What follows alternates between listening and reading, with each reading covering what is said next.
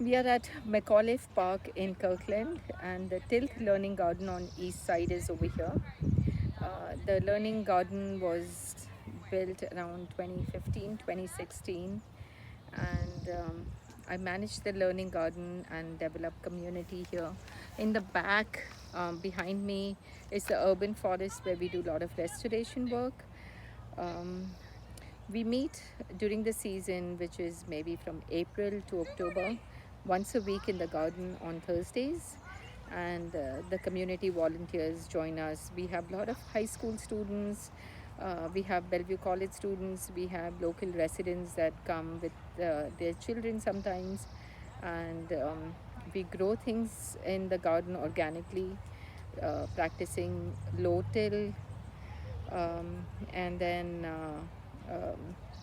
all the crops that are harvested are given to Hopelink Food Bank.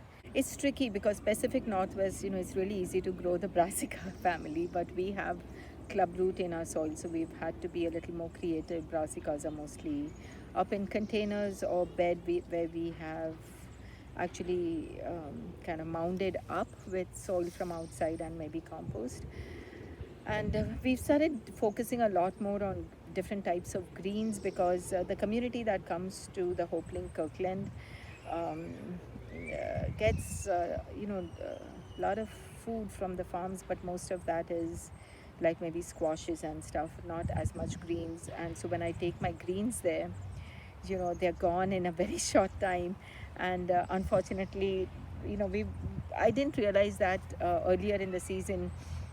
So we didn't have that many beds dedicated to green. And when I say green, I'm talking about different types of lettuces and kale and amaranth greens, Swiss chard, collard greens, spinach, fenugreek, cilantro, different herbs.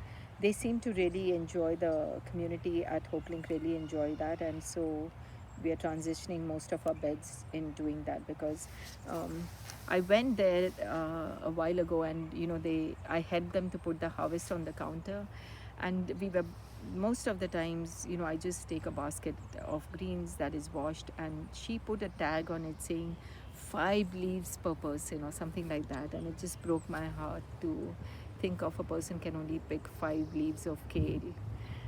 uh, I wouldn't even know what I would do with 5 leaves of kale for a family of 4. So we are going to be growing a lot more greens in our garden.